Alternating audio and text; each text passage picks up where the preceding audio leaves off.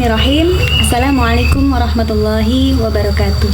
Waalaikumsalam warahmatullahi wabarakatuh. Alhamdulillahirabbil alamin. Asyhadu an la ilaha illallah wa asyhadu anna Muhammadar Rasulullah. Allahumma shalli ala sayyidina Muhammad wa ala ali sayyidina Muhammad. Alhamdulillah, pada kesempatan siang hari ini kita bisa berbincang-bincang. Insyaallah nanti kita akan dibersamai dengan Bunda Yati, Bunda Spirit ya. Alhamdulillah kami dari tim RKI Mijen Semarang. Biasanya kami melakukan kuliah WhatsApp. Kali ini kita bisa bincang langsung dengan Bunda Yati Spirit. Semoga nanti bisa memberikan semangat dan menambah keberkahan kita semua. Amin ya Allah. Di kesempatan kali ini kami akan berbincang-bincang tentang ibu sehat, bahagia, keluarga sejahtera. Nanti akan kita kupas tuntas tentang seorang ibu yang harus senantiasa bahagia agar tercipta keluarga yang bahagia juga. Di sini banyak kasus yang sudah kita tahu ya, banyak kekerasan yang dilakukan oleh orang tua, terutama ibunya, karena salah satunya mereka tidak merasa bahagia, benar Bunda ya. Mereka tidak merasa bahagia sehingga yang menjadi sasaran adalah anak mereka. Kesempatan kali ini nanti sebelum Bunda Yati menyampaikan beberapa hal, saya akan bacakan CV beliau. Beliau tinggal di Kafling Asalam Mijen. Iya benar. Sudah menikah dengan dikaruniai 4 orang anak. Pernah 5 Bu. 5 orang. Oh iya, maaf. 4 orang laki-laki maksud saya. 4 orang laki-laki dan sekali. 1 orang perempuan. Riwayat pendidikan beliau di Ma'had Murabiyati Al-Aulad Jakarta, Pendidikan Interventif IKIP Jakarta, STIU Darul Hikmah Bekasi Jawa Barat. Riwayat pekerjaan beliau di Guru TKIT Permata Hati Jayapura, Guru TKIT Darul Hikmah Bekasi, Kepala Sekolah TKIT Asalam Mijen, dan Kepala Sekolah TKIT Start Kids Papua. Riwayat organisasi di Ketua Yayasan Spirit Indonesia Sejahtera 2012. Hobi beliau membaca. Moto beliau bermanfaat, penuh berkah dimanapun berada. Amin. Dan beliau adalah seorang konsultan keluarga. Banyak orang yang biasanya curhat ya Bunda ya. Jadi nanti bisa kita simak pembahasan kali ini. Langsung saja saya persilahkan untuk Bunda Yati. Monggo Bunda Yati. Baik. Auzubillahiminasyaitonirrajim. Bismillahirrahmanirrahim. Assalamualaikum warahmatullahi wabarakatuh. Waalaikumsalam. Alhamdulillah pada hari yang berbahagia ini kita bisa berbicara lagi ya tentang keluarga sehat, keluarga cerdas, keluarga bahagia ya. Nah, ibu yang dirahmati Allah, pada kondisi saat ini kita dalam kondisi yang luar biasa ya. Mulai dari bulan Maret sampai sekarang kehidupan kita lebih banyak di rumah. Dan efek dari kondisi Covid ini luar biasa. Terasa lahir batin, tidak hanya sekedar fisik saja ya. Lahir batin anak pun terasa, apalagi ibu. Dan kita lihat fenomena sekarang banyak kejadian ibu-ibu yang dalam kondisi tekanan yang luar biasa, akhirnya mengambil satu tindakan di luar akal sehat. Ada apa sebenarnya? Apakah bahagia itu mahal ya? Apakah bahagia itu sulit? Tidak sebenarnya. Karena di dalam Al-Quran banyak sekali ayat-ayat yang mengingatkan pada kita tentang bagaimana bahagia itu bisa dimulai dari diri kita sendiri. Di dalam Quran surat Az-Zariyat misalnya, Bismillahirrahmanirrahim, wa fi anfusikum afala tubsirun.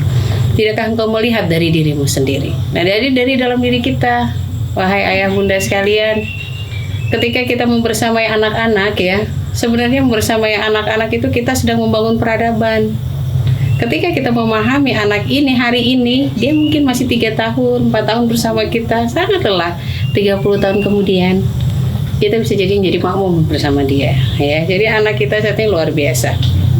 Bagaimana cara agar kita bisa mengawali semua dengan bahagia?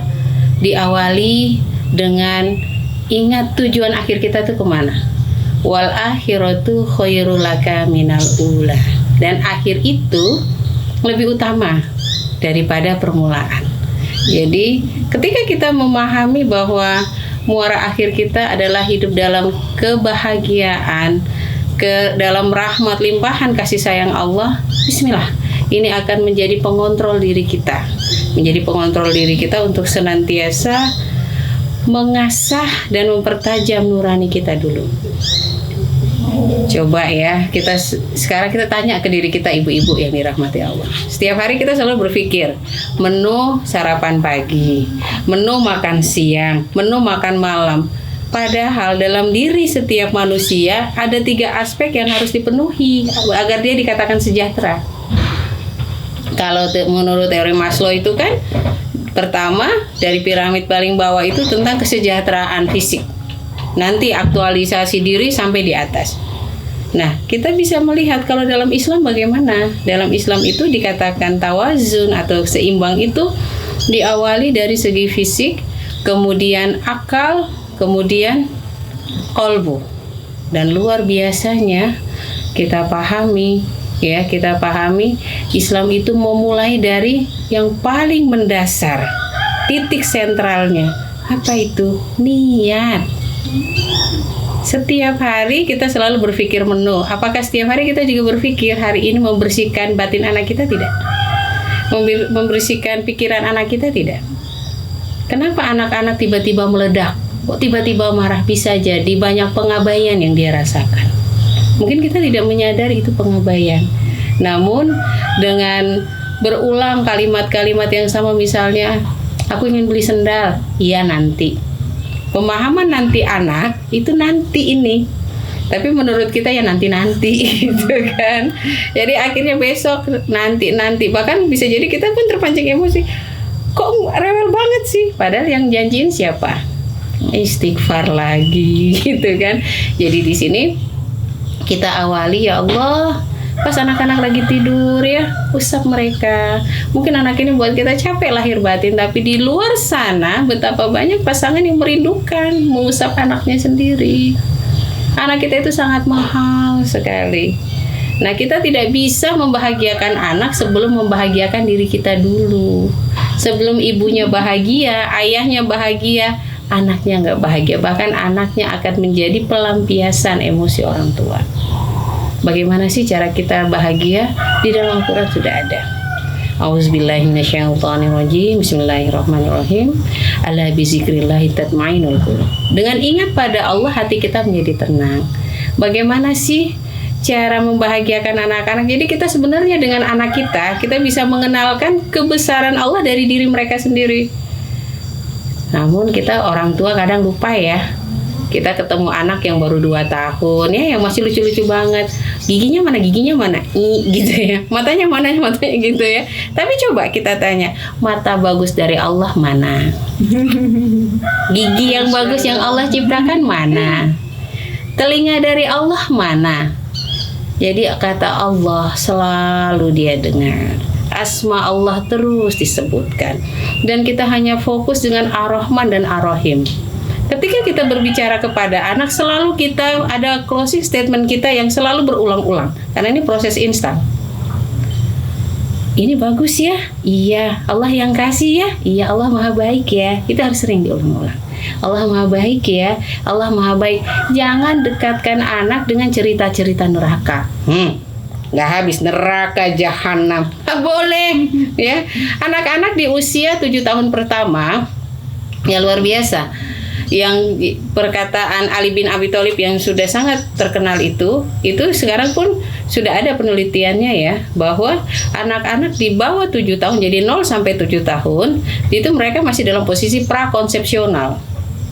Jadi 7 tahun pertama, di 2 tahun pertama otak emosinya yang jadi duluan. Otak emosi anak sudah 100% jadi. Ngomong ini sebentar, gitu, bagaimana kaget ya, karena otak emosi sudah jadi.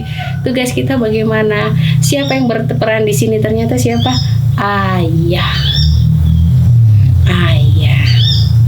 Suara ibu ini sudah berdasarkan penelitian. Suara ibu tidak bisa mengakses otak bawah sadar anak. Yang bisa mengakses otak bawah sadar anak siapa? Ayah. Kenapa para ibu-ibu sampai melakukan tindakan-tindakan yang di luar nalar seperti yang terjadi ya? Mulai karena daring, anaknya disabet, terus sampai meninggal. Begitu meninggal panik, ngambil anak asal-asalan dikubur. Dan yang menyedihkan, saudara kembali menyaksikan. Apa yang terjadi? Berarti nurani ibu, nurani ayah dalam keadaan kering kerontang. Menyedihkan. Kita kalau dalam keadaan lapar saja, fisik kita lemah. Kalau kita lapar secara nurani, ringkih. Padahal inilah yang membedakan kita dengan manusia. Manusia membedakan dengan binatang. Jadi di sini ingin bahagia, sentral utama amankan nurani kita. Caranya apa? Paling tidak 3D ya, dikit-dikit doa. Anak kita nggak mau diem, ya Allah tolong ya Allah. Allah dulu, bukan segala macam analisa kita yang lemah sebagai manusia. Minta dulu sama Allah yang membolak-balikan hati anak kita. Minta kelembutan sama Allah dan bangun hubungan yang baik dengan Allah yang maha sempurna. Jadi ketika kita memiliki Allah sebagai penerang, karena di dalam surat Al-Baqarah ya, Allah sudah berjanji pada diri kita yang sudah sering kita baca bersama-sama. Bismillahirrahmanirrahim. Allahu waliyul ladzina amanu yukhrijunahum minaz zulumati ilan nur walladzina kafaru awliya'uhumut taghut yukhrijunahum minan nuri ilaz zulumat. Ya, jadi di sini ketika kita merasa sempit, ingat kalau sempit berarti gelap. Cari cahaya. Cahaya itu siapa? Allah. Bahkan saya dulu ya memiliki anak laki-laki. Anak saya setiap pulang, apa komentarnya? Pertama yang dia setelah ucap salam langsung sebut, Umi sepatu saya hilang. Setiap hari nyaris. Terus hari itu saya selalu sebelum saya marah, saya akan menulis 50 kebaikan dia dulu dengan cepat. Karena apa? Begitu marah, ada energi negatif dalam diri kita dan ini harus dibuang. Kalau nggak buang, mengendap, ada disenggol dikit, tumpah. Makanya kenapa kok ibu itu bisa mukul sampai mati? Dia nekan terus emosinya.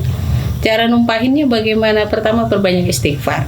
Masih marah, segera masuk kamar mandi, bersihkan kamar mandi, sikat, harus dikeluarkan.